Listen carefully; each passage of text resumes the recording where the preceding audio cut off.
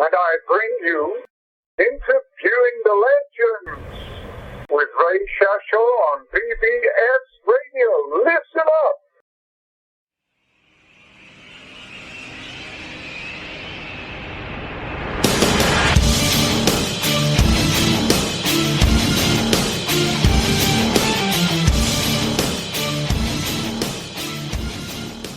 Hello, and welcome to another edition of Interviewing the Legends, brought to you by the Publicity Works Agency, devoted to promoting musicians and authors worldwide. Call us today at 941-877-1552 to start your free publicity evaluation. Remember, we shine only when we make you shine. Please welcome the host of Interviewing the Legends, music journalist, author, and entrepreneur, Ray Shasho.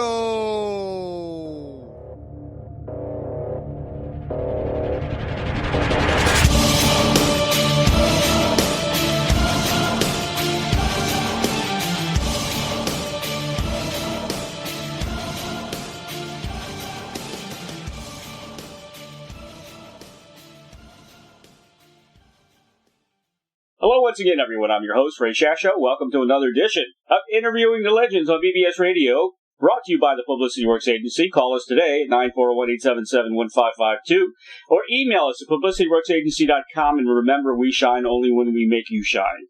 And by the Rockstar Chronicles Series 1, my new book, featuring over 45 intimate conversations with the greatest music legends the world will ever know. It's available now on bookbaby.com and amazon.com. Joe Macre is best known as the original bassist for the progressive rock band Crack the Sky, one of my favorite bands growing up in Baltimore, whose debut was voted Album of the Year in Rolling Stone magazine and is still included in the top 50 progressive rock albums of all time. The new release from Joe is a collection of 10 songs written and recorded at Joe Mac's American Garage. It's scheduled to drop March 1st, but I believe you can get it on Amazon right now.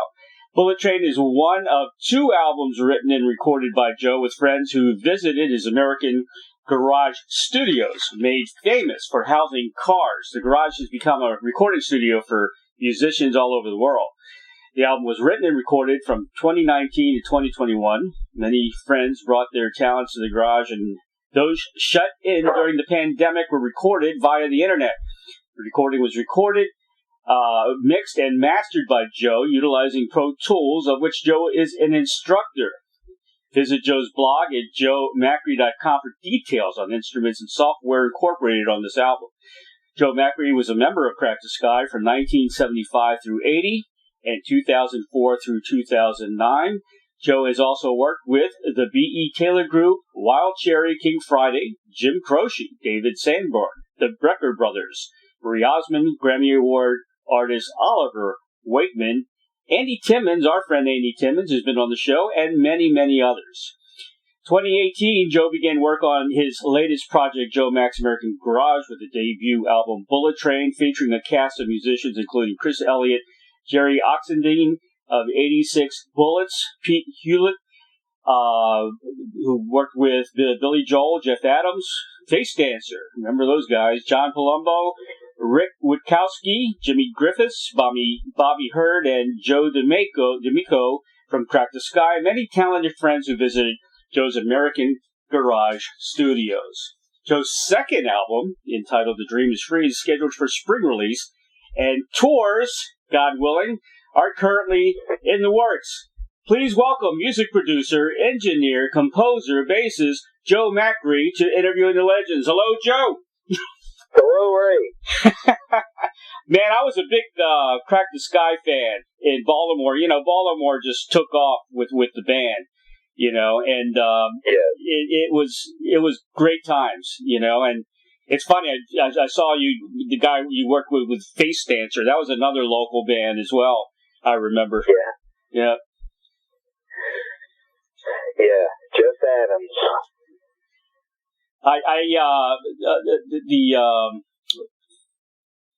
originally you were from Steubenville, right, Ohio? Yes. And that's where Dean Martin's from. Who? Dean Martin. That's right. Absolutely. My dad knew him. Is that right? Really? Yeah. They kind of grew up together. You're kidding me. Small town with a lot of Italians. So we're 100% Italian. And I guess his real name was Dino Crocetti. Right. Yeah. That's funny. That's our claim to fame, though. That is pretty cool. Did he come over your house at all? Well, I was too young to remember, and I think he was already a big star by the time I was walking. But I would hear stories. He was actually a boxer. My dad would tell me stories. He was a boxer. He had his nose broken. Right. And he completely had a big nose. He had it broken, and then he got it fixed, and it looked good. Wow, to be friends with Dean Martin, though, how cool would that be? Yeah, my dad had 5 brothers, and they all knew him, and it was just kind of small. It's a small town here, a big steel mill town. Yeah. And Dean used to be down at the Five and Dime store, and what he would do is they would sell sheet music, and he would stand there and sing the sheet music as a demo. Really? For people to buy. Yeah. Somebody heard him or something, then he started doing his own thing, and then somebody hooked him up with Jerry, and the rest is history. That's pretty cool. That's cool. Yeah. I talked to a lot of people that have stories about Dean, and one of them was Petula Clark. She's still out there putting albums out, and she was a big fan of Dean, and she was on Dean's show a bunch of times. I think she had a little crush on him.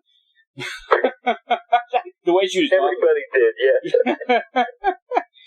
Joe, you've worked with so many people, man, over the years, and you mentioned earlier that you do a lot of production work, especially on commercials, and you've done a lot of commercials for TV and radio. You're a jack of all trades, basically. Yeah. That happens with age. Experience. Yeah, that's right. I want to go over the new album first. It's called Bullet Train. I gave it 5 stars. The album is incredible, and it should be played live, because it's one of those albums you want to listen to live, and it'll probably even boost the album, the sound, and it's just such a great album. It's just full of great guitar all the way through every song. Yeah, thanks. You want to go over these a couple of songs? What you say that took you a couple of years to put together? Yeah, what happened was in 2018, I was actually kind of moved to Baltimore, and I hooked up with a couple studios and was producing some acts out there. Right. And so I would drive out every Wednesday morning, and I would teach out there, do sessions, and produce these guys, and then I'd come back every Sunday. Well, I came back to Steubenville, Ohio, one Sunday, took a walk on Monday, and got bit by a pit bull. You're kidding me. And he clamped down on my left arm, which is, my fretboard arm, and there was blood squirting everywhere. It was like this dog wanted my butt, and I'm a dog lover. Right, I realized I had my cell phone in my hand with that big hard cover on it, and just started whacking him in the nose because he was trying to get to my jugular. Oh my God! And finally he let go. This lady came out of her house. Oh, honey, come in the house. You're bleeding so bad. I stood in her kitchen. There was she had a white marble floor, and I had white tennis shoes on. And I looked down, and there was blood everywhere. One of my tennis shoes was covered, and her floor was covered. She called an ambulance.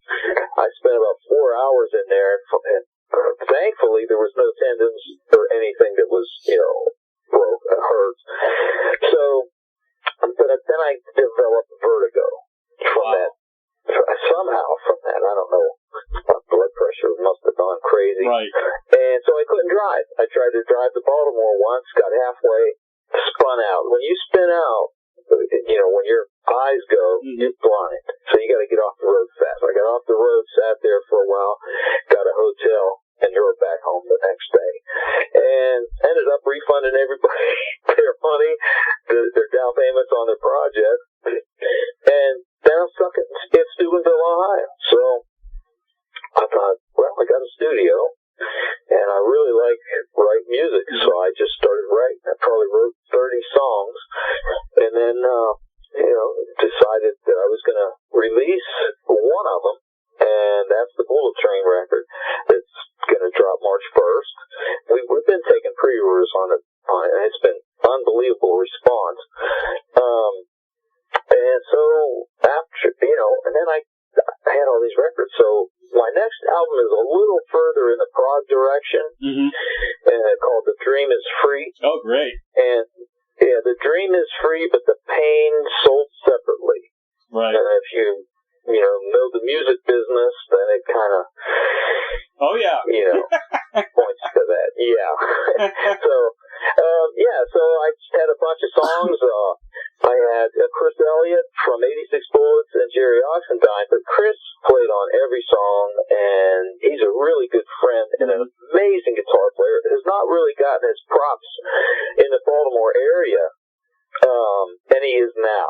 Yeah. Because everything I sent him, he just did great. I sent him one thing, I needed a jazz thing on it, and he said, "Oh yeah, I studied jazz." And he played this jazz. He's a shredder. I mean, the guy's unbelievable. He is. I didn't know he could do all that. Yeah. I sent him some funk stuff. Man, he was right. Everything he did was perfect. And I know people are gonna love him. So, and then Jerry, his drummer, played on Safety in Numbers, and if you've heard Safety in Numbers, which Ricky Witkowski and myself wrote for the third LP, Safety in Numbers, title track, you have to memorize that drum line, because it's just bass and drums doing all kind of upbeats, downbeats, and counting, and it's 3 4 4 4 5 4 6 8 7 8. It's true to the song. I mean, it's really difficult. He played it great. And with, the thing is, you got 1975 technology against, 2018, 2019 technology. So the ability to make the record more distinct, each instrument is just so much better now. So I said, you know what, I'm gonna do a version of this and make it the way I wanted it to sound on the third album. And so we did. And the people seemed to like it. And I'm glad it did. So it was Chris, Jerry, my cousin Albert Macre is my keyboard player. Okay, I was wondering about that. Yes, he is. And he's an accountant, and I used to sneak him into concerts when he was 12 years old. And and so I needed a keyboardist, and it's like I worked with different people, and a lot of this was, like you said, internet. Right. And I thought, you know what, Albert took lessons for a long time. He's probably got a pretty good piano etiquette. And I called him. He came over. It was amazing. I was like, dude, you got to play keyboards for me all the time. He's an accountant in town. And he plays a wonderful blues harp. If you've heard any of the harp on the record. Yeah, excellent. And I've never used, harp on a song before. Right. So it adds a different touch to it. And, those are the guys that primarily played on it. Pete Hewlett sang Diesel Locomotive, and which, parentheses, I'm a Bullet Train, and the McCartney song Goodbye by Mary Hopkins, which closes the album. And Pete was with Billy Joel, kind of still is, for like 30 years.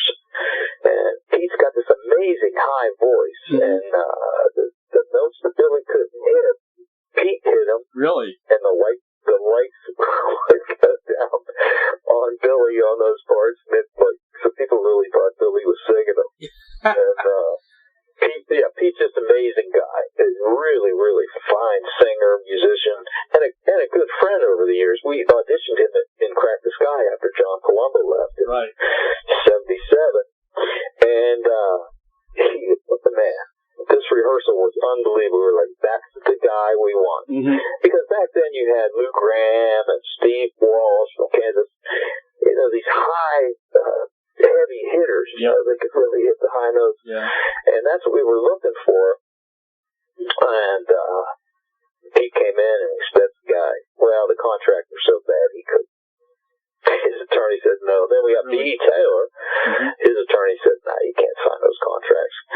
And so Gary Chappell, we were just sitting right here. He was a good friend of ours from right the next city up the road, Wintersville, Ohio.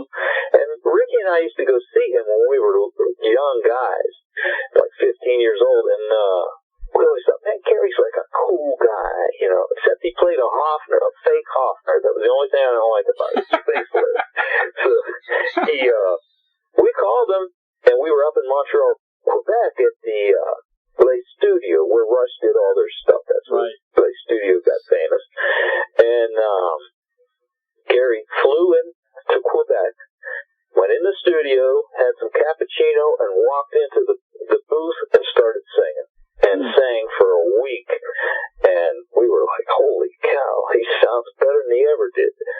So that's when Gary came with us. We picked up a keyboard player and went out on the road and got really good because, you know, you're doing 250 dates a year on the road, you're going to get tight. And so then we did a live record called Alive and Kickin', which is my favorite Crack the Sky album because it's live and it's we were just really tight. I mean, we were playing 6 nights a week on the road for years, and you just can't help but get strong and tight. And the band was so tight. The band was so tight. I mean, you could have sounded great without a vocalist. That's how good you guys were. You know. Yeah. Well, it was so different, and you know, we've discussed that with different folks. You know, it's a prog band, but one of our producers was Marty Nelson from Manhattan Transfer. Right. So you know, Cash West, who was Croce's, Jim Croce's production company, became Lifesong when he died. Huh. And so we got the phone call. You guys need to come to New York. We're going to start making records. And I was in the steel mill working and, you know, playing around locally. Yeah. And Ricky and I and Joey and different guys, we were always in bands together. We actually moved in together and just would play all day. And I went to see my dad in the mill, walked over. He was in a really nice place. He had a tie on and everything. And I said, hey, Dad, listen, we got this opportunity to go to New York with the Jim Croce people and this and that. Joe, you're 6 months away from your hard badge. You'll be in the union, and they can't touch you. Yeah. And a pretty good retirement, you know, as far as working in a steel mill goes in those days. And I said, yeah, Dad, but, you know, what if? I don't know if I can live with what if, because I've been working really hard to play, you know, to be a good musician. And he says, well, you're a grown man. Do whatever you want to do, but whatever you do it the best you can do it. Yeah. And I always get choked up with that. But, great dad. Yeah. Yeah, and, you know, so I did. And the vindication for me was when we did the first album, Orchestra, at the CBS studio on 30th Street, and all of our folks came up, and the orchestra was great. Terry Minogue, which was one of our producers, he would do these just string arrangements, and he was remarkable. And his favorite was Beatles producer George Martin. Yep. And so he did stuff like that, and he was real sensitive to the kind of stuff that we were doing. And so we're at 30th Street, beautiful studio, and recording. They stopped down to change mics or something. And I noticed my dad's out there talking to the bass player, who's right in the front. And the song we were doing was Animal Skins. Right. And a lot of people didn't know, but there was a bass guitar going. They thought it was a tabla drum, which is what I wanted them to think, but it was a 64 Hofner with a bowed neck, and I only used it as a percussion instrument because it just wouldn't stay in tune, but I could tune it to certain notes. And walked out. My dad was gone, and from the time my dad would take me to little bars downtown here and stuff, whoever came in and said, said, "Hey, Mac, how you doing?" He would say, "It's my boy." Well, he was out there talking to the bass player, so I walked out, and my dad said, "That's my boy." And I said, "Hi, I'm Joe." And he said, "I'm Ray." I went, "Oh, no, you're not Ray Brown." Yeah. And I said, "Ray Brown?" I totally lost it. I said, "I've got all of your books. I've studied your scale work. You know, Stanley Clark, Jocko, yep. Ray Brown, you know, were just like it for me. Because American musicians, you know, when they really start to get pretty good, they tend to go into jazz. Right. So I started going into jazz. Now the Brits get into more classical. Right. Which is why I contacted Oliver Wakeman for the King Friday record, you know, and man, it was unbelievable. He was the classical. He was just wonderful. And actually, I was living in Dallas at the time, and when I asked him, he said, "Yeah, well, we're going to be in Dallas on this date. Meet me at the hotel. Bring the song." I brought him up in his hotel room. He played 7 songs, and he looked at me and went, "I'm in." Huh. I was like, "Oh, great!" So we went down the lobby, and that's when Benoit, their first replacement for John Anderson, was in the band. Right. And we get off the elevator, and Benoit's getting on it. Oliver said, "Do you know Joe?" And he said, "No." So I met Benoit, and then all of a sudden we heard, "Oliver!" Back in the food court of this hotel. It was Chris Squire. So, and like McCartney and Squire and Dee Murray from Elton were like, you know, pretty much my main commercial bass guys, because they could put emotion into songs. And then that's what I was interested in, because I was working with a great writer, John Palumbo. And you know, if you're going to do that, you're going to have to put emotion in those songs. If that means being corny, don't, you do it. Yeah. Whatever it takes, you do it. Yep. And over the years, people have recognized that, which I never expected, you know, and so that's, I kind of developed that gift, and then that's pretty much who I am as a bass player. So, anyhow. Well, you're an incredible bass player. You really are. What was I going to say? I don't know. You remind me a little bit on stage, like Nils Lofgren, you know, how he bounces around up on stage and stuff. Another Baltimore guy.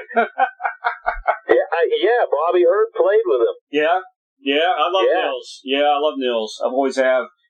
I just want to mention some tracks on Bullet Train. 5 stars. I want everybody to buy this album because it's incredible. And I did go on your Facebook, and I saw all the pre-orders, which was unbelievable. All the pre-orders that are coming in, man. I just got back from the post office with 2 bags full, one international and one national. And man, it took me like an hour and a half to get all the forms filled out and everything. That's unheard of, you know? The response has been great. Yeah, it's incredible. You guys, you started out with Dragging It Down, which is a fantastic intro from the guitar. I guess Chris Elliott. And then Bring On the Night, which is a little prog-like, in my opinion. You've got Chris Elliott, Jeff Adams, and Rick Witkowski, all on guitar on that one, which is that's some guitar track. That song came from Jeff Adams. Jeff is in Florida now, and he was doing instrumentals. They sent me an instrumental record, and I loved that track. And I said, "Hey Jeff, you mind if I put a melody and some lyrics?" And they said, "No, go for it." And so that's what I did with that track.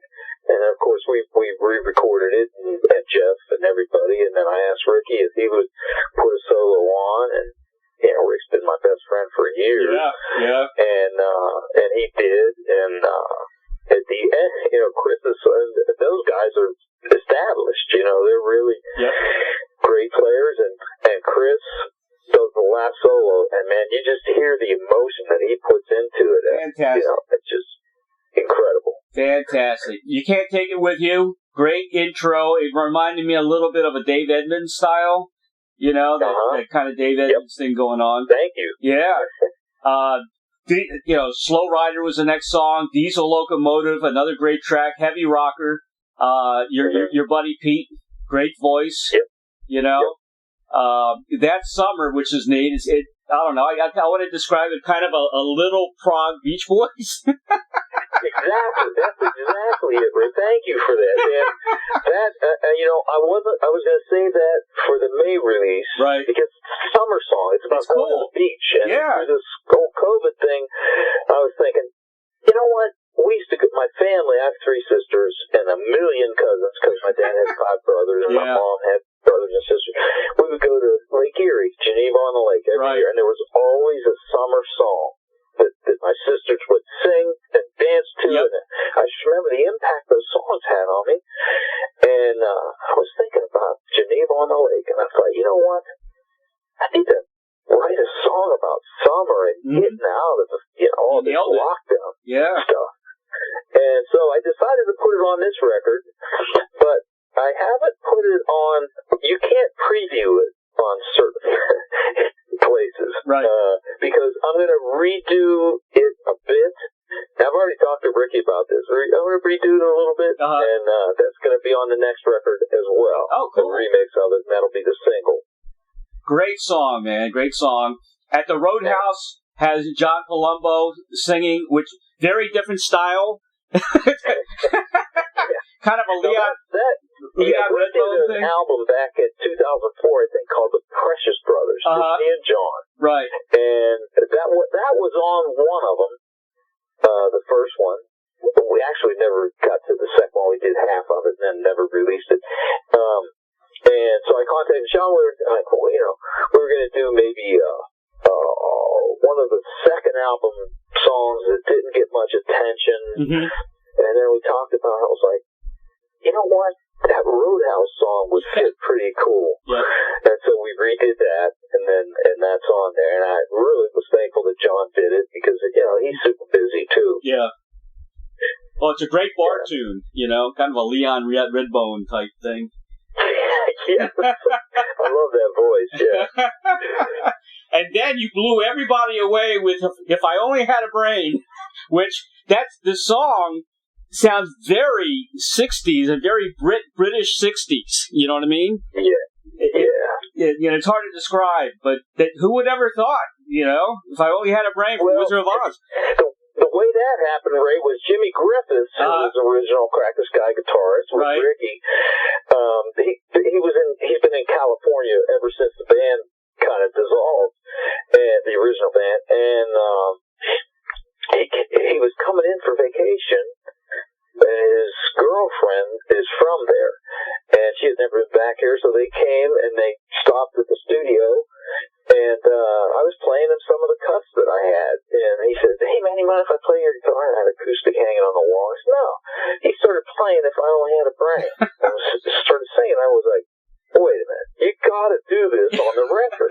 See, because Jimmy, he was pretty upset about things when the band dissolved. Right. And he stopped playing. And, when I called him, to do something, he said, "Joe, I haven't played in so long, and my guitars are under the bed, and I'm afraid to even open the cases because they'll stink." Oh, God. And I said, "Well, listen, you gotta do this, man." And so we tried a little recording while he was there, and he said, "Look, just give me 3 or 4 weeks, and I'll come back and do it." And I said, "You sure?" He said, "Yeah." So he came back in 3 or 4 weeks, and I just did whatever he asked. And then I played bass on it and drums, and that's Jimmy. That's him doing everything. Yeah, I've never heard anybody cover that song the way you guys did. Anyway, it was great. Yeah, that was fun. Yeah, and then of course, Safety in Numbers, the next track, probably could have been my favorite song on the whole album. It's awesome. And then the Beatle tune, Goodbye. Pete Hewlett sounds just like Paul McCartney today. How Paul sings today. He sounds exactly like him. It's amazing. Mm-hmm. Yeah, Pete plays live in Pittsburgh. Well, he was until all this stuff happened. But he does a lot of Beatles, and that's why I said, Pete, do you want to come down and sing a couple songs? Yeah. He also sang, "Those were the days, my friend, Hopkins. And I still got that in the can, too. I'd like to hear that, definitely. That's a great song. Yeah. McCartney never... Actually, Mary Hopkins did the song, and then McCartney, there's one version of him on YouTube doing the song, but what it is, you remember when he played Yesterday for the Queen, right? And George introduced him and said something or other, Paul McCartney, yada yada. Right. They used that, and there was no close-ups, but it wasn't him playing that song. They just put that song on top of that, his image singing it. Right. So there's really, that was the only version there ever was, and I thought, oh man, I just always loved that song. So I figured, let's do that. Pete came down and sang it. Yeah. Yeah, Mary Hopkins became a recluse. I mean, she didn't do, her daughter's out there. You can interview her daughter, but she won't do any interviews anymore. I've tried. Really? Yeah. She's kind of, hasn't done a whole lot in a long time. A lot of people get beat up in the industry, and they kind of fade away for their own sanity and stuff. And I don't know if that's her case, but I can understand it. Yeah. But we've all grown up, and I've grown up in the business. Business is something that creative people don't like to do. But if you're going to stay in the business, you really have to study it. You have to know what the heck's going on. Exactly. Because things have changed so much now. You're on your own, but you do have the opportunity to reach the masses, right? If you do it right, So, that's true. I decided to do this one on my own. Yep. Smart. I left my record label to do it, and there it is. There it is. My favorite Crack the Sky album has always been Animal Notes, and the main reason is, my top 10 list of songs of all time. Maybe I Can Fool Everybody Tonight. That was probably on my top 10. That's an incredible song, man. I love that tune.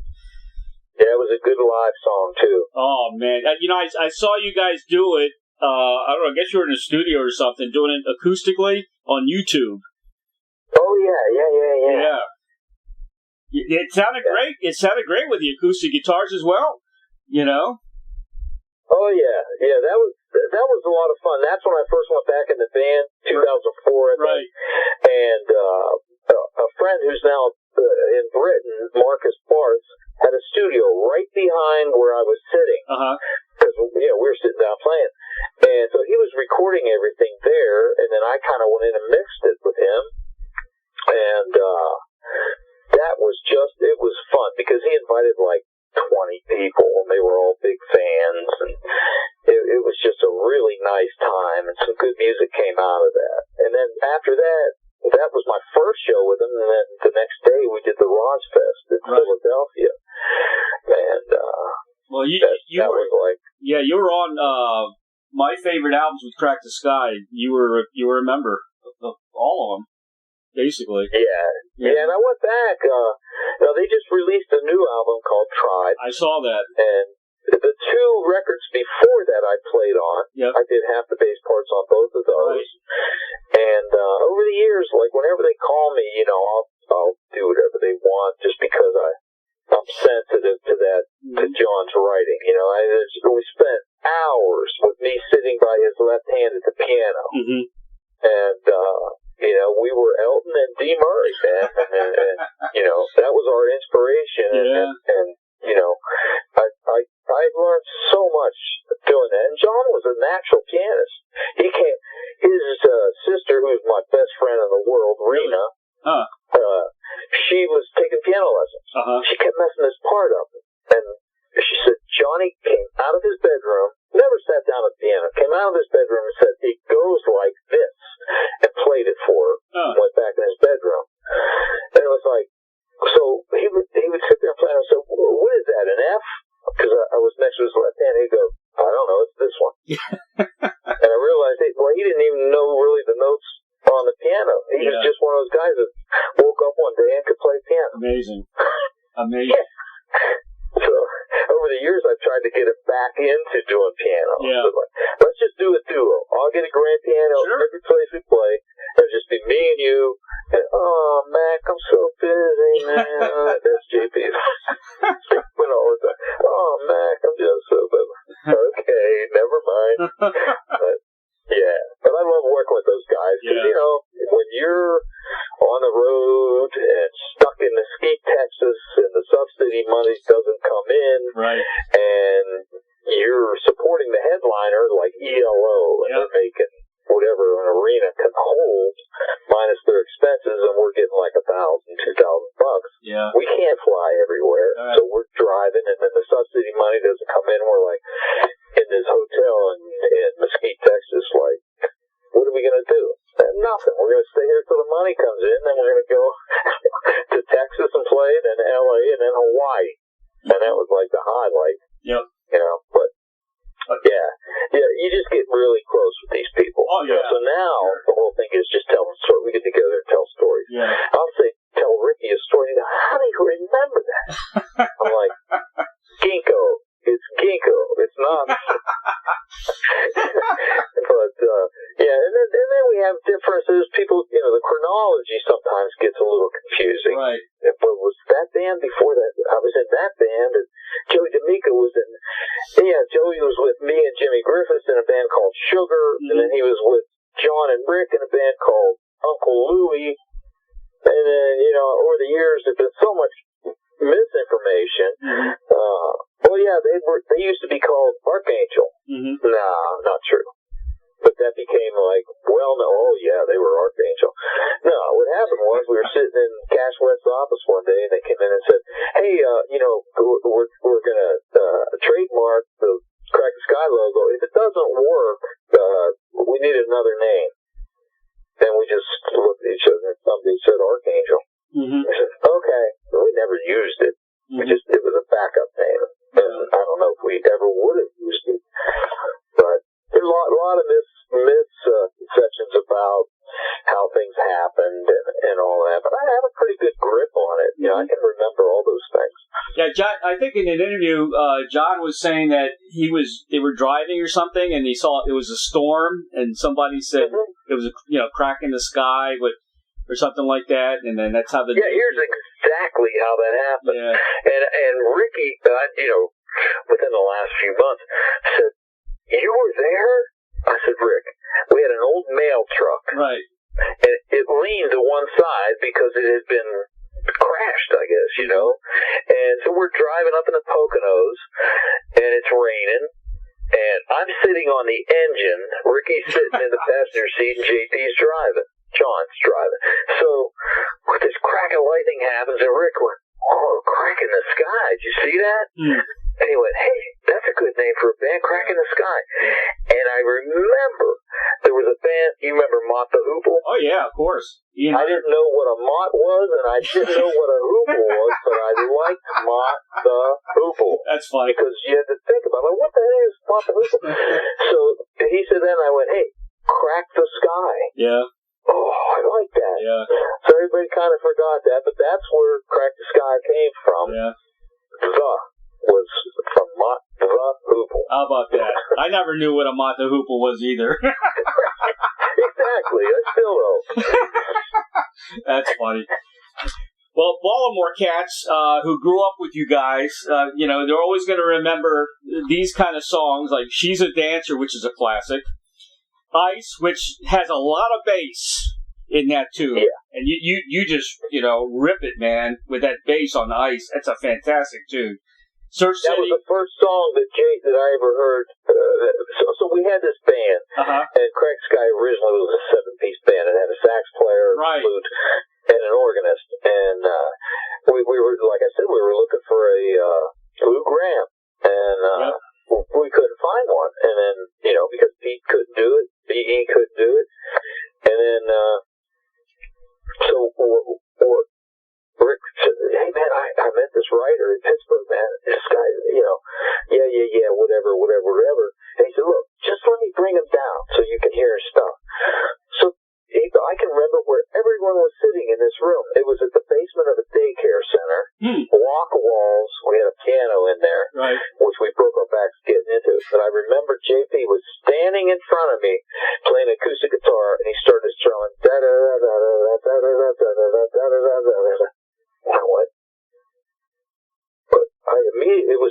and I immediately went to stick to Joey, who I went to first grade with. I mean, and Joey's a real shy personality. So over the years, we just were a bass and drum team, and I looked at him and I went, boom, boom, boom, cha-ba, boom, boom, boom, cha-ba. So people over the years are like, how do you follow him? I can't. Boy, I never wanted to talk about that, because we're a team, and I would always give him credit as, half of the team. But the fact is that, if you come up with the drum part, it's pretty easy to play the bass with it, Right. So that's kind of our MO, and and it was just different. And there's no, we've done interviews before. It's like, yeah, prog band, yes. Commercial band, yes. Top 40 band, yes. Right. Soul band, yeah. Right. Whatever. And it was just a unique band. So you could say, well, yeah, it's prog band. Well, there's never going to be another prog band like it. And I don't mean as good as, I mean unique. And that chemistry is just something you'll never be able to recapture unless you have the same people. Nobody sounds like you guys. You're right. Yeah, you're very unique. It was totally different. Yeah. Exactly right. A lot of people didn't know that first debut album had the Rucker Brothers and David Sanborn on horns.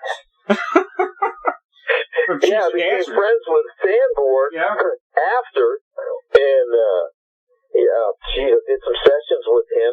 Cool. We were doing me and Ricky were doing studio work when we were off the roads, because we lived in New York at that time. And I got to play with Jerry Marotta. We were a bass and drum team. Mm-hmm. So Jerry, he's with Tony Levin and Phil Kagi now. Huh. And when he would get a gig, he would say, hey, I got a bass player. And when I'd get a gig, I'd say, hey, I got a drummer. So we became good friends, did sessions with him, and Record Plant would call and do sessions with him. I don't remember half of the people that I played on their tracks, and some of them were fairly famous, and I don't even remember who they were.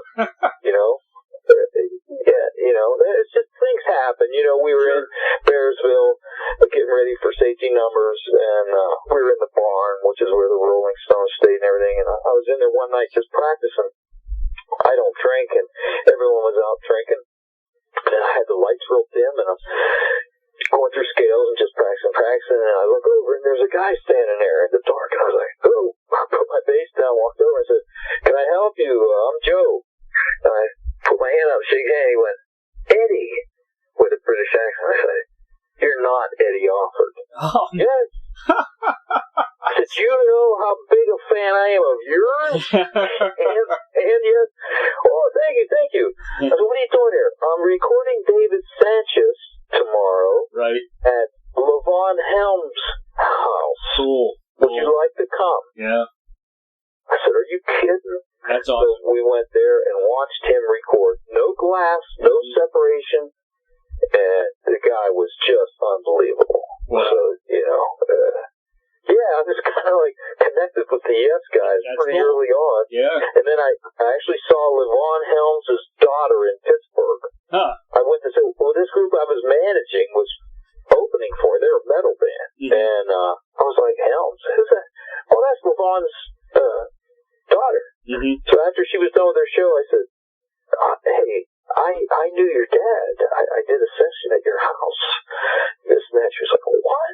She couldn't believe it. So we took pictures, and I have some pictures with her and stuff. It's just a small world. She's really good, too, and her dad is just amazing. Yeah. This has come up over the years, over and over again. Of course, Baltimore fans will never know why you guys didn't reach the heights of, say, like a King Crimson or, something like that, because you guys you should have, you deserved it.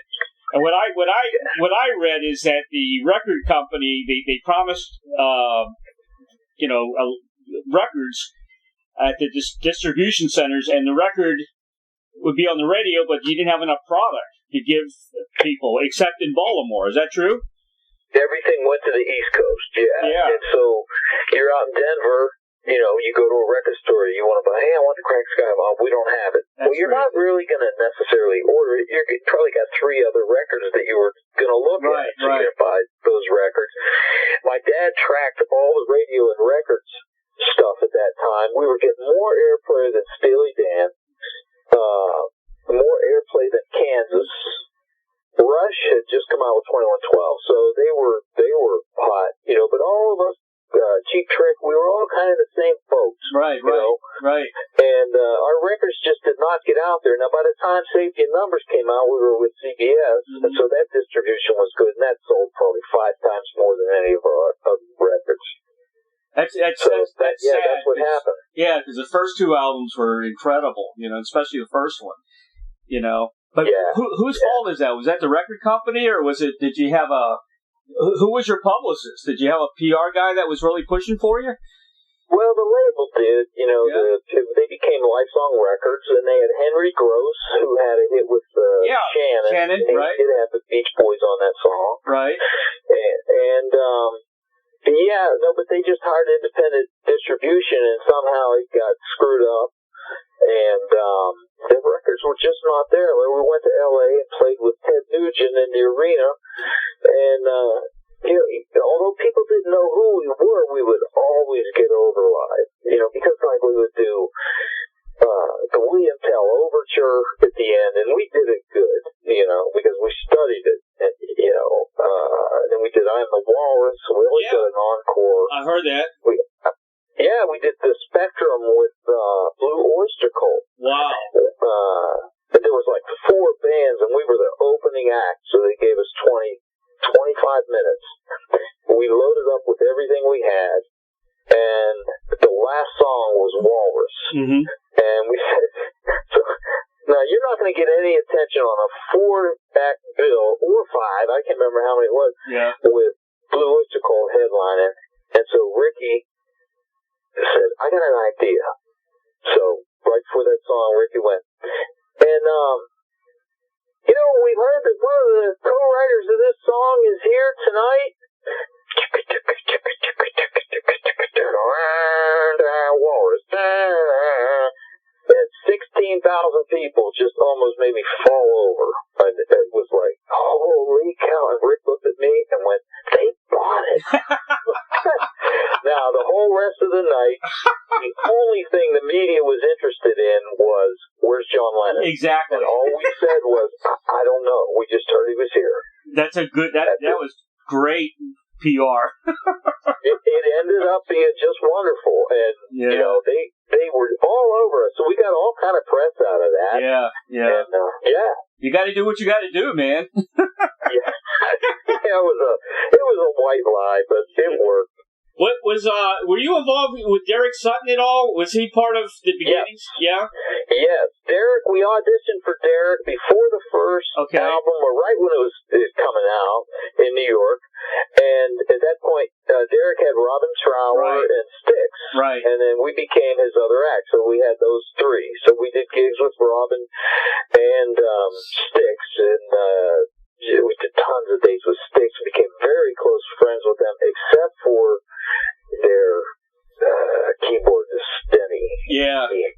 Dennis the Young. He wanted to cut our power 25%, really? And our lighting 25%. And the other guys weren't crazy about that. And as headliners, we never did that. It was like, if you're going to blow us off the stage, you deserve it. Right. We're giving you 100% of everything. Yeah. And so Denny, they still wouldn't let him back in the band. Yeah. To this day, so he's got his own thing going. I don't know him, but what I do remember is when he would come in the building, he didn't hang out with the other guy. He'd come in the building and they would say, "Jesus is here." Really? You're kidding me? With him, yeah. What an idiot. It was just kind of an inside joke. I guess he was a nice enough guy, but it's competition, and people handle that different ways. Yeah. He wrote some big hits, the early stuff. But actually, Robin was in Baltimore a couple years ago before I got bit by the dog, and I called Derek in England and said, "Hey, are you on this tour?" And he went, no, I stay out of the way. Whoever the road manager was, like Pam or something like that, she don't want me around. I said, man, I was hoping I could see you, in Baltimore. And he said, no, I'm not going to be there, but I'll tell you what, I'll get a hold of her, and she'll be in touch with you. And she called me and said, I got, as many tickets as you want backstage and everything. And I was unable to go at that point. So yeah, Trower did get to talk to Derek, and a great guy, really great guy. Actually, he brought Ian McDonald on the road with him for one leg of the tour, and he wanted Ian McDonald in the band. Really? Yeah, and I remember talking to JP about it, and we were like, what's he going to add? Because we did have a sax player. It'd be kind of nice to have a flute, a sax going here and there, but we're good. Yeah, Ian was a great talent, man. I guess King Crimson and Foreigner. He's awesome. Yeah. The guy from Styx now, I think, is much better. I saw Styx not too long ago, before the pandemic, in Clearwater, Florida. They're a really tight band. Lawrence Gallant, that's his name, the lead singer, the new lead singer. Okay. I think he's from Scotland or something, but he was excellent. Much. Are the brothers still there? Who? The brothers? Well, let's see. What's his name?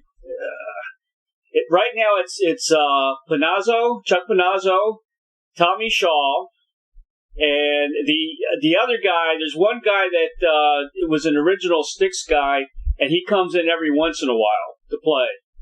But he doesn't play all the time. Yeah, they were great guys. Yeah, they were really good guys. Yeah. Maybe that's Chuck's brother, I guess. I just remember two of them were brothers, right? And I really never even knew who the two brothers were. I just knew them by their first name. Oh, John passed away. That's right. John Panazzo, he was a drummer. He passed away. And there's Chuck. John passed away, I think, in '96 or something like that. Oh, man. Yeah. That's sad. You guys played with Styx, Supertramp, Rush, Foreigner, the Electric Light Orchestra, yes, ZZ Top, Kansas, Edgar Winter, Frank Zappa, and Boston. I mean, what a story, man. Do you have any good road stories from all of those days? I got more than you have time for. I just need one. Okay, we're playing a CBS convention in New Orleans. Okay. Right. You know what a CBS convention is. Every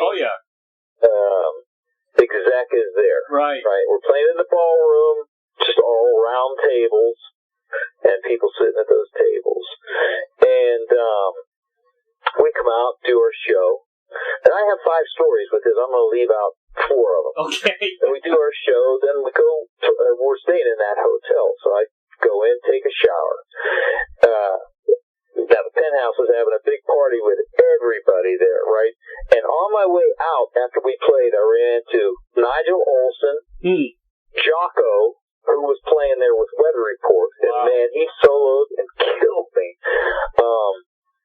And I met him, and I said, Jocko, I'm a big fan, and he knew that I played and stuff, and he went, really?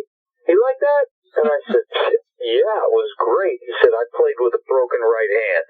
Really? Okay, great. But that's not the story. So then I go to my room and take a shower. I come out, get on the elevator. I'm going up to the Penthouse. The elevator stops. The elevator stops. Doors open. Billy Joel walks in.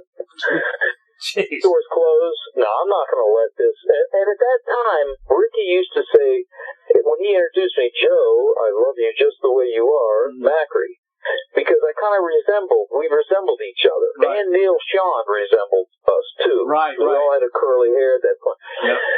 So I'm like, I'm not letting this go to waste. So I turned to Billy Joel and I said, guess a lot of people are mistaking you for me tonight, huh?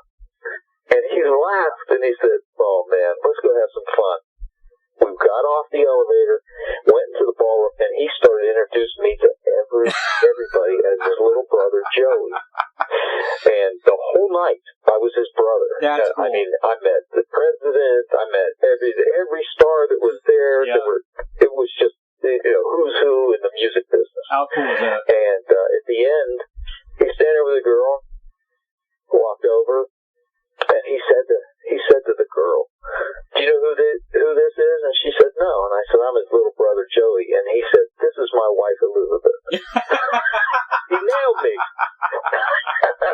But anyway, then over the years, so then Pete's been with him, right? Yeah. And Pete has been with him for years and stuff. And I said, "But give him a message, man. Just tell him that, like, I don't know if he remembers that, but I do. And I'd love to get a hold of him sometime and all that, which never happened." Yeah, yeah.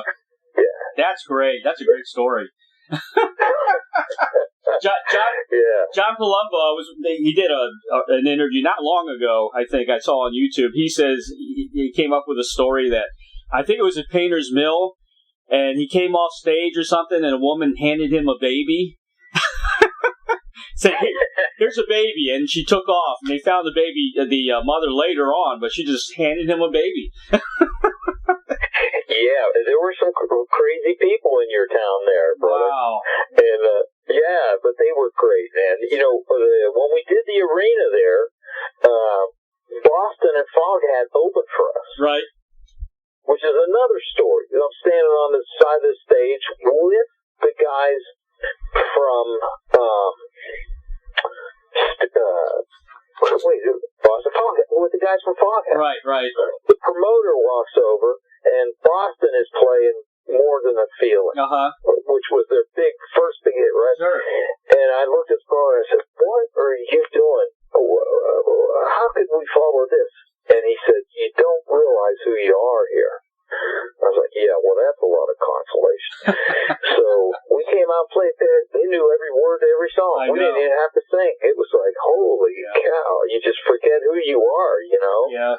And, so just the strangest things happen, I got stories about Rush. I'm actually in Rush's official book. Oh, really? History of Rush or something, yeah. Because on Facebook one time, I would do these stories. Yeah, and, which I'm going to start doing on my blog now, because Facebook's not a great place to do it. And people are like, "Yeah, I don't believe that, man. Prove it," whatever. And, you got to release. Yeah, they're just all kind of. You got to write a memoir, man. You got to do your memoir. I know. That's what people say. You got to write a book. I'm like, you know what? I'd love to. I don't have time. And I thought about it for years. Yeah. And I actually did an outline for a book one time, and it was going to be not an autobiography. It was just going to be, kind of a fictional book with some of the same characters. And I never did it, but there's so many stories, and I want to keep them alive because a lot of people in Baltimore over the years have gotten like different stories, and I hear these stories, and I'm like, that's just not true. Right. Yeah, and you can't trust Wikipedia either. I've challenged a lot of musicians with Wikipedia, and they would say, that's not true. Right? Yeah, exactly. Yeah. So at this point in my life, I have time to kind of give my opinion on what I remember. Right. And it's kind of fun, Yeah. Well, keep writing things down. If you ever need any help, let me know. I'm an author. I've got a few books out there, so. Really? Yeah, I just released a book called the Rockstar Chronicles. It's series 1. I'm going to do 4, but it's with 45 different interviews that I've done. And I've got enough material for 5 series, man. I've interviewed so many people over the years. It's crazy. Wow, that's awesome. Yeah, it's a good book. Good book. I just wish it sold more. I'll check it out. Yeah, it's on Amazon. It's on BookBaby. The Rockstar Chronicles. Rockstar Chronicles. Yeah, I sent a copy to Billy. He's got it. Cool. Yeah. I wanted to mention they had there was a big rumor that the original Crack the Sky was going to get together like 2018. Was that started in Baltimore? You know what? Somebody contacted me in 2015. Right. Because that would have been like, so 75 and 2015 was like how many years? I don't know. 25 and 15, 40. Right, 40-year anniversary. Right. It said, if you want to do the arena,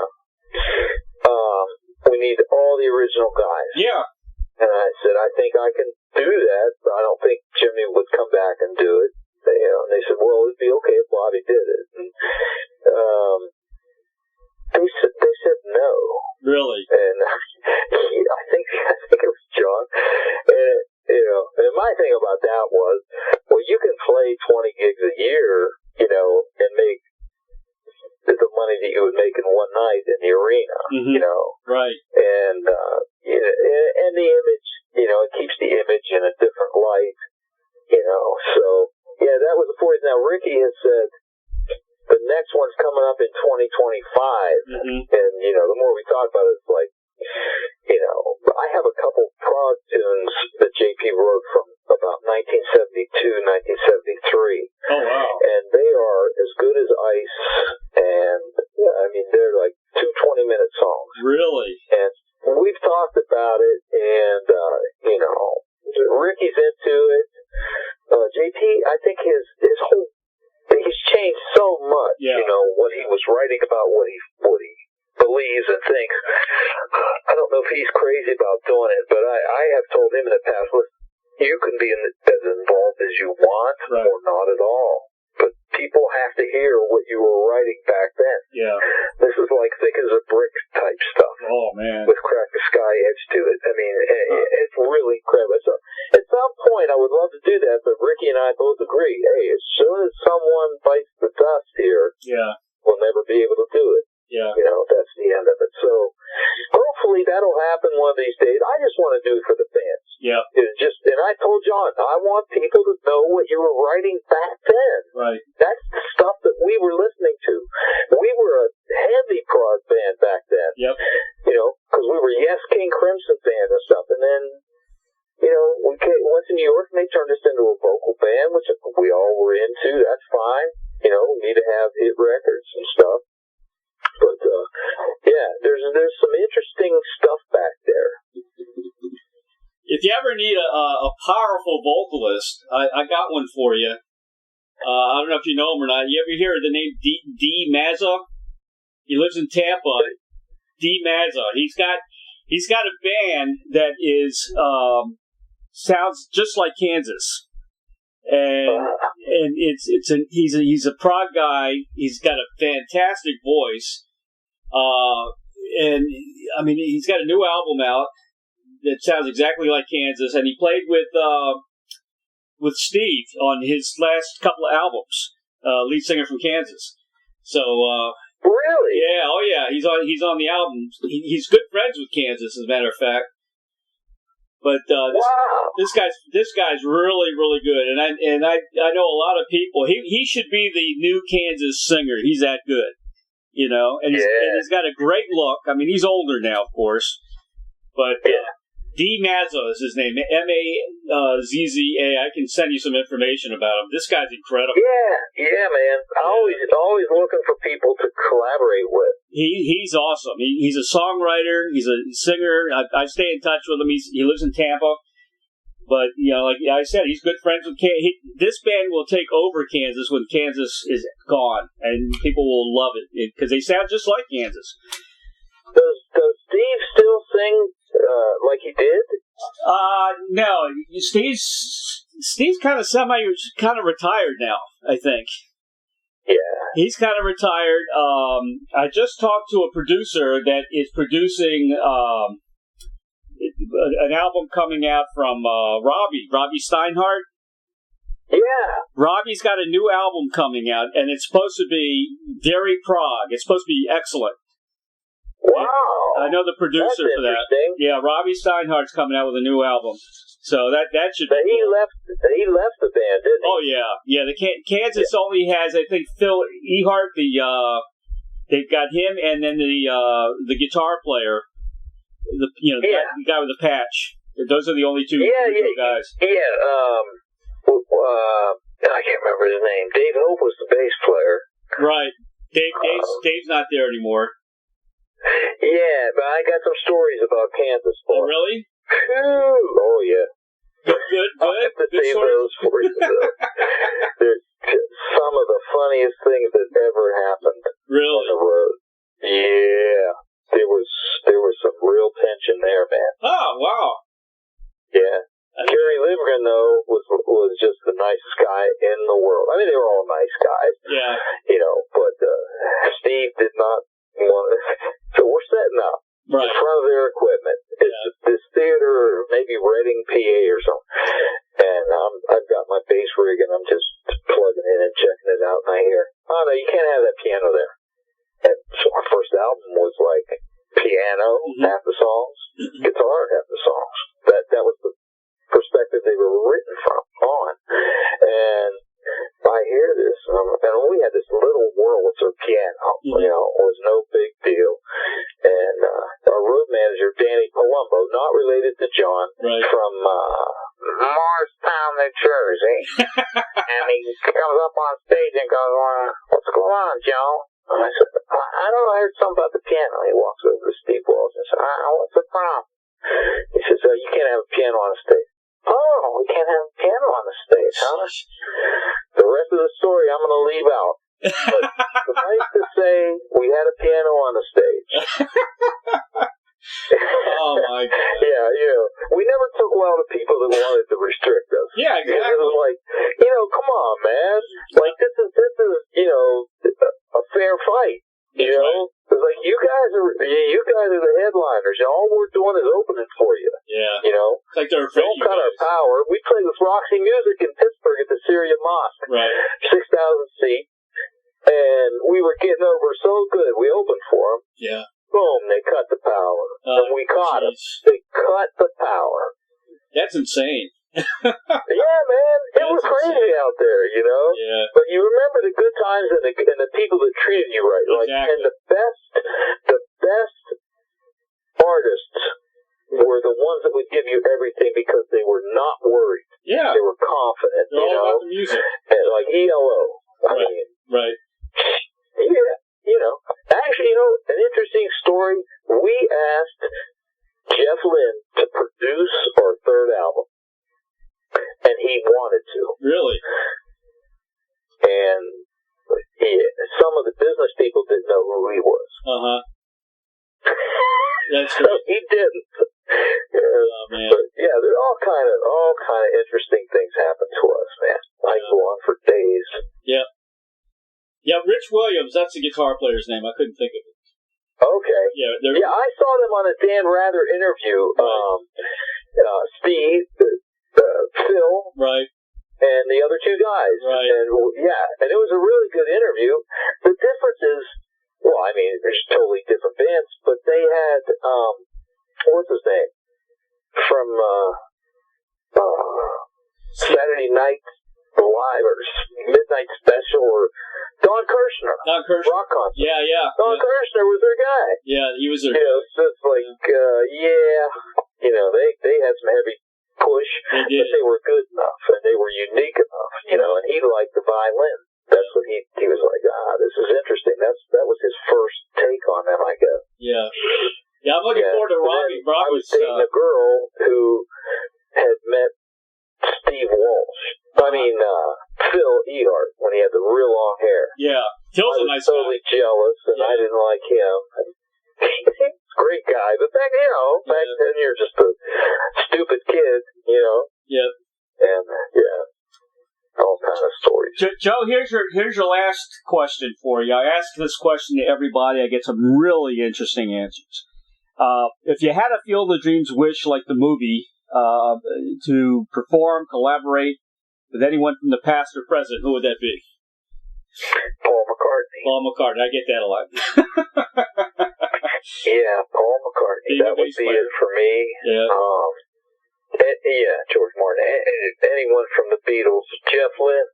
For me, Jeff Lynne would have been like one of the Beatles. Yeah. Yeah. So, yeah. Who's your favorite bass player? Were you a big Chris Squire fan? Well, that's when I picked up the pick. So I always played with my fingers, and then Chris Squire came out and picked up the pick, because I was a guitar player before that.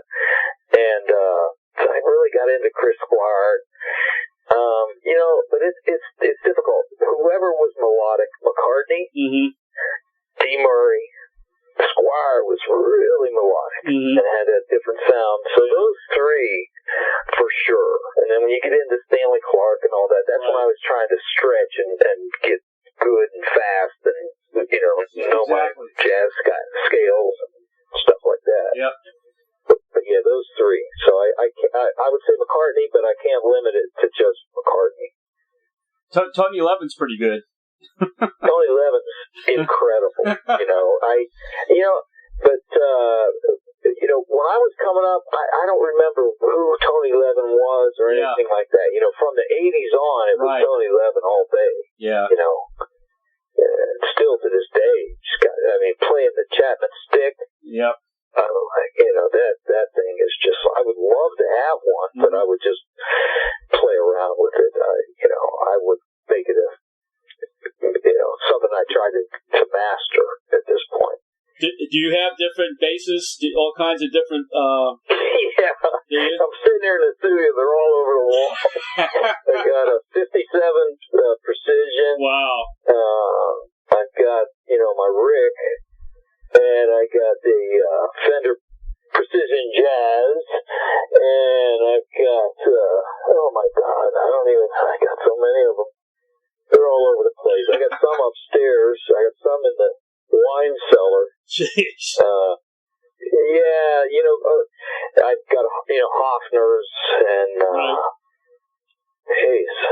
now I want to buy a fretless. Back in those days, man, if you bought a new guitar, you had to trade your old one in. Mm-hmm. So my 72 Rickenbacker, I traded in for an Olympic, which were $2,000 then at Sam Ash, and now they're like $12,000. Jeez. So, yeah. There's this guy. I love guitars. This guy interviewed, I don't know if you heard of him, Brian Bromberg. He's a jazz bass player. That's familiar. Yeah, he played with Stan Getz. He did a whole album dedicated to Jimi Hendrix, playing a bunch of different basses. No guitar, just basses. And it's incredible. Wow. You won't believe what this guy has done with the bass. All kinds of different basses. And the whole thing is just bass, and it's all Jimi Hendrix songs. Yeah, see, I ran into that, okay, so I'm going to do a solo record here, is this going to be a bass record? Right. It's like, right. I want to make the bass lines interesting. Right. To fit the songs with emotion, but I didn't want to do so. So I basically concentrated on making the bass lines. There's stuff like Animal Notes, right? Animal Skins in there, and stuff like that. But no, I didn't get into a whole bunch of solo stuff and all that. At this point, it's like that's just not me. I love it because I teach some really good players. So I kind of learned all the Geddy Lee songs. Yep. You have to know all the Cliff Burton songs. All the really good bass players. I had to learn all their songs, and it's really helped me, actually, because then I'll see, Geddy playing his line, and I'm like, wow, that's something I would play. Yeah. He's got that scale, same finger position, and stuff like that. And they were great to us, by the way. They were super. Geddy Lee should be. They should revamp Yes with the original guys and put Geddy Lee in the band as a bass player. Did you see him in the Rock and Roll Hall of Fame playing bass with Yes? You know it. Oh my gosh, he fits perfect in the band. Yeah, didn't use a pick, right? But had the sound that Squire had. Yeah, his technique, his fingers go under the strings. If you watch him, it's just a completely different technique. But we did our sound check. Right. The first time, 2112 was just, I knew who they were, but they weren't gigantic. It's 5,000 seat hall, and I remember doing our sound check and coming around the curtain, stage right, coming around the curtain. There's always a brick wall on the back of these theaters with a bench. Right. And I come around the curtain, there's Geddy and Alex sitting there. Right. I didn't even know their names. But Geddy went, hey man, I love the album, you guys sound great. I was like, oh, hey, thanks. Off the dresser, I was thinking, oh, that's cool. Gary Lindgren did the same thing. Mm-hmm. Hey man, I love the album, it's really great. And they were like, holy cow, that's awesome. It means more to you as the years go by. Exactly, it does. Yeah. It really does. But, yeah. It's the little things, just compliments and, recognition and, that means a lot more than money sometimes. Oh, for sure. And just to sum things up, like, the fact we started talking about, if all those records, had gone out, and we had all this airplay and attention, everything was just going right for us. If that would have happened, I wouldn't be here today, because I had my life planned out, and I was going to fly a helicopter. It was going to be on a mountain overlooking L.A. Wow. And I would fly into L.A. and do my work, and then come back and just spend, take drugs, probably. Yeah, I mean, it was just, just stupid. The things that you think about at that age, but that was the goal, man. I'm gonna make it. And one thing about Crack the Sky is we'd get in a huddle before we went out on stage, and it was like, let's do this. Yeah.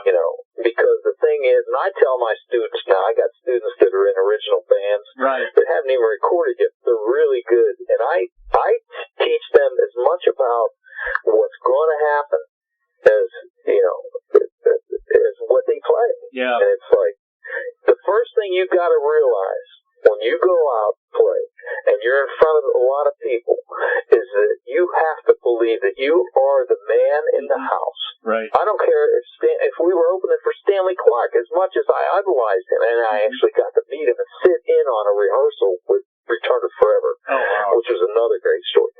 But no matter how good the opener was, the headliner was, you're the man. You better believe in yourself, because when those people are looking at you, they can tell. They can tell. That's right. They know what's going on, man. Yeah. And when I performed, I don't remember performing. I'd be all over the stage.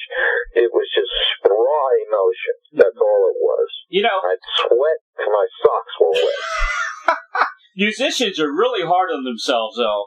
I've talked to so many legends that they're still, it's not good enough. I could do better. That kind of attitude. It's amazing. You're always critiquing yourselves all the time. Well, I'm there now. Yeah. I mean, and it's a lifelong thing. I'll never be as good as I want to be on the bass. I hear that all the time. I'm getting pretty good on guitar, and I'm a better songwriter than I used to be, so I'm always moving forward. I hear it all the time. When it comes to bass, it's like, man, you need to practice more. Yeah. Andy Timmons, recently, he put a post on Facebook, and it said something like, I'm dedicating this year. It was a New Year's resolution. My New Year's resolution is I'm going to start practicing more. No. Andy is like the man. He was the guy in Dallas that did all my commercials for him. Andy would come in with his rig, small little rig, and he'd go, what are we doing today? I said, George Harrison. He'd pull out his bottleneck, and he would do Harrison exactly. And it was just, we had that great kind of relationship, and there was a lot of money in advertising, so big time. I was able to pay well and stuff like that. Yeah. But yeah, his goal was to be a better guitar player, and I'm like, well, if that's where he's at, then I'm in the same boat. I got to practice more. But I sit and teach 8 hours a day a lot of time. That's amazing. It's like, after I'm teaching, it's like, okay, do I want to practice some more? But that's kind of like practice. I wish you were stuff from other people. Scales and teaching scales and how to move up and down the neck. I wish you were down here, man. Cause I'd definitely be a student of yours for sure. Man, yeah. Well, anytime. I mean, I do private lessons, and actually, I was thinking about doing a thing where I just taught Crack the Sky bass lines. Because I've seen people play them, and they play them really close, but there's certain things that they don't do. Right. And I want to tell them, if you just add this note, pedal this note underneath this note, it'll be exact. That's what it takes. Yeah. But, so I thought about doing that, and then I thought about just having it on my YouTube channel, just like, as an instructor, and just do Crack the Sky song. But then it's like, hey, it's kind of self-serving. Look at me. I play guitar, and I tried, taking advanced lessons, and he started getting the theory and all this shit. And I said, damn it, I don't want to learn that. I just want to go in there, teach me comfortably numb. Yeah. Well, the thing I do is I've got new students, 7 years old, 9 years old. Really? One's 6 years old, 11, and well, then I have a bunch of 13-year-olds. But first thing I do is teach them to play a song. That's great. Gonna make a C chord. Yep. And then you're gonna move these 2 fingers down, make an F chord. And once they do that, it's like lean on me. Right. You can't always get what you want. Yep. You know, I was teaching in Baltimore. This lady came in, and she was an attorney. And said, I've taken lessons in the past, but it never really worked. Right. And I taught her how to play, and I was not a big Bob Seger fan, although I respect him. I taught her to play Hollywood Nights. If you play an E chord in the the low position, right, and slide it up to the 7th fret, that's your 2nd chord. Put your pinky on for the sus, and then back down. And so she played the song. She was playing the song with me on her first lesson. And when we were done, I looked up. She was crying. I said, what's wrong? And she said, it's the first time I ever played a song.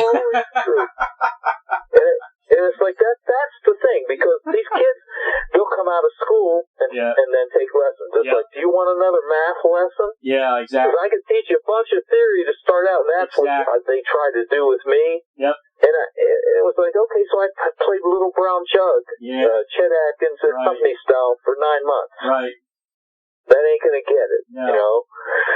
So I just want to make sure that they catch the love of playing. Right. And if I can get them to do that, then they'll have a lifetime of somewhere to go when things get tough.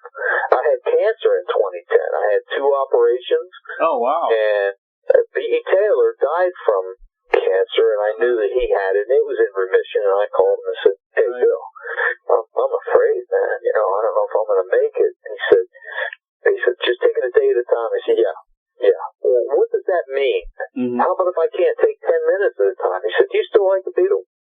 And I laughed. He said, go to Beatles.com, listen to interviews and songs. Right. And I did, and it helped me. It got me through the whole thing. Yeah. So, if you can give music to someone, I don't know of a better gift other than, salvation. But as a teacher, I'm not going to preach to kids. Hey, if more politicians got into music and rock and roll, life would be so much better. The world would be in so much better shape. They'd be more sensitive people. Exactly. Huh? Exactly. Yeah. Right. I hear you. Yes, sir. Yeah. Joe, I want to thank you, man. This has been a great interview. Like I said, Baltimorean, born and raised in Baltimore with Crack the Sky. Always loved you guys. This is the first time, I've reached out to Crack the Sky a bunch of times, but I never got an answer back. Oh, heck. Yeah. I'll hook you up for anybody you want to talk to. Yeah, I think I tried anybody from the band at one time, but, maybe you guys were on, doing other things or something at the time, It could have been. Yeah. It's all about timing. Yeah. It's all about timing.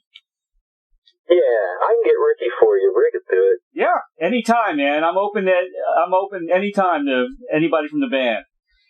Oh, cool. Thank you. I'll tell him. I want to say best of luck on the new album. 5 stars all the way. It's a great album. It kicks ass.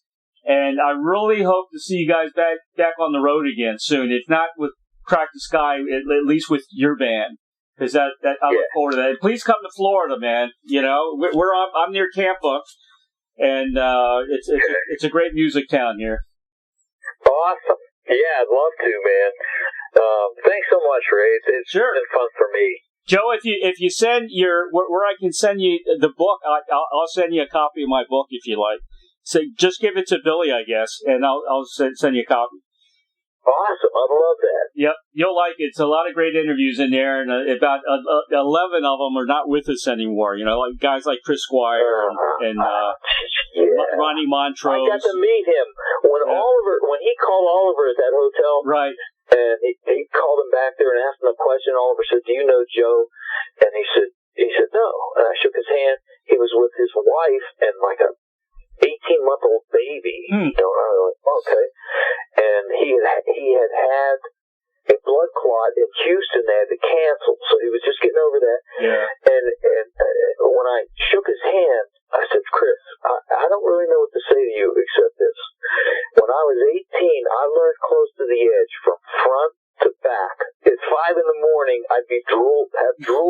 of my mouth.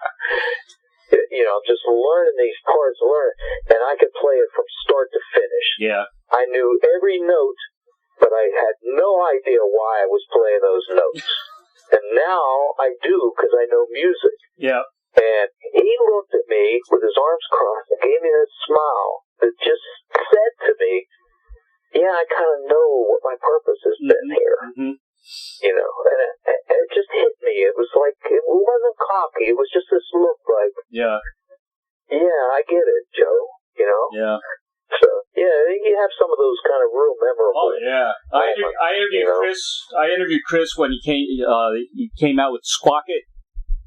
And him and Steve Hackett, who I've interviewed a couple of times already from Genesis. And Chris was he was in Hawaii when I did the interview, and that very nice guy. He was a really nice guy. He's tall as hell, man. I didn't know he was so tall. Yeah. He's a big guy. Dude. Yeah. Thanks, Joe. Yeah. I appreciate it. I'll send you the book.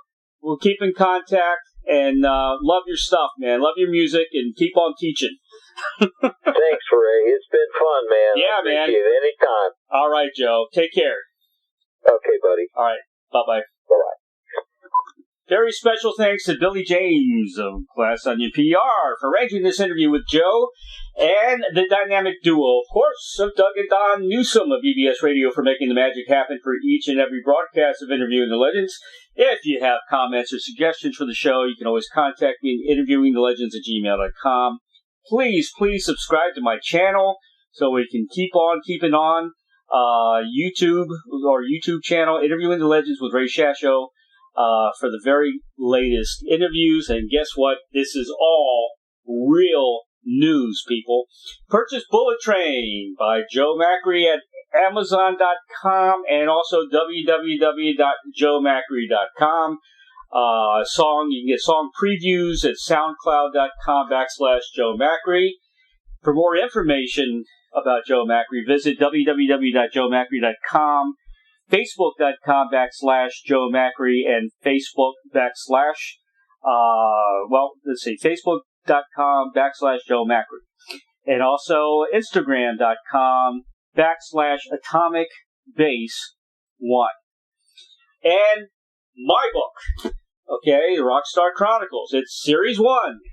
Chronicles truths, confessions, wisdom from the music legends that set us all free. You can order yours today on the Collector's Edition hardcover. It's a fantastic looking hardcover book, all in black and gold. Or you can get it on ebook. It's available at bookbaby.com and amazon.com. It features over 45 intimate conversations with some of the greatest rock legends the world will ever know. Thank you for listening. We'll see you next time. Stay safe. Peace. And thank you so much, everybody.